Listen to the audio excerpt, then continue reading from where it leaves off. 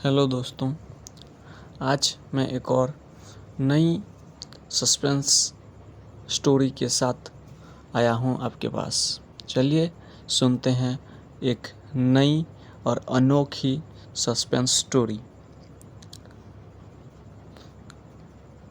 शीतकालीन सुबह की सुनहरी धूप ने सूरज की किरणों को सामान्य बना दिया था। सारा शहर सुबह के बगीचों, लोगों और सड़कों से गुजर रही थी, जबकि बच्चों के चेहरे पर बचपन की मुस्कान थी।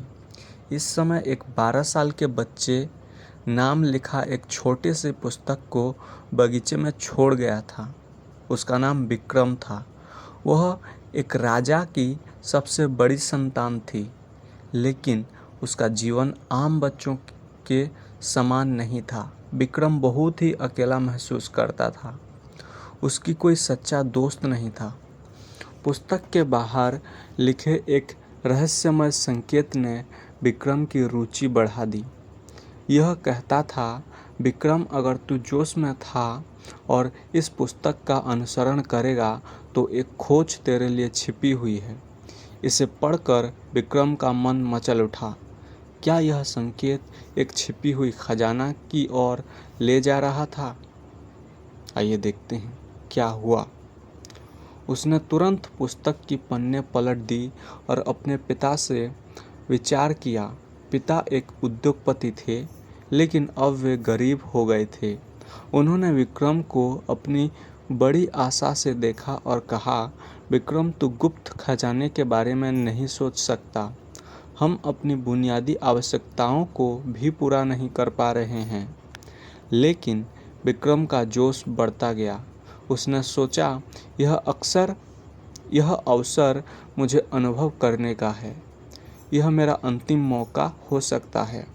उसने एक रहस्यमय रास्ते से जाने का निर्णय लिया, जो पुस्तक में दिखाए गए थे। विक्रम ने पुस्तक के दिए गए मार्ग का पालन करते हुए एक पुराने अस्पताल के नीचे पहुंचा। वहां पहुंचकर उसने एक छिपी हुई कोठरी में खुद बोलना शुरू किया, लेकिन अचानक वहां कुछ रहस्यमय था।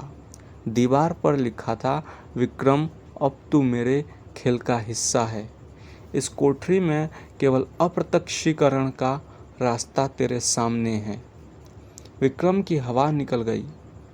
वह गंभीरता से सोचने लगा, किंतु उसे खेल में भाग लेना था।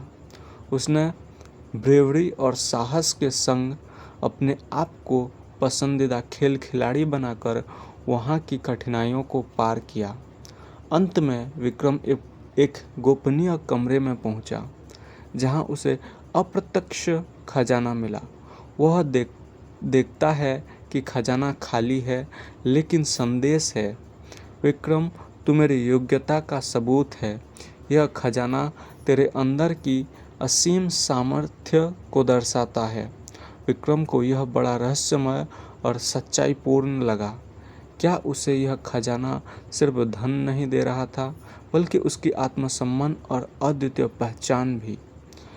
विक्रम बचपन की मुस्कान के साथ खुद को वापस बगीचे में ले गया। अब उसके पास न केवल एक गुप्त खजाना था, बल्कि एक नई पहचान और सफलता की भी खजाना था। यह कहानी विक्रम के आंतरिक संघर्ष, संकेतों के माध्यम से प्रेरणा और एक गुप्त रहस्य के आसपास घूमती है। धन्यवाद। ये कहानी समाप्त हुई। कहानी पसंद आया तो शेयर करिएगा।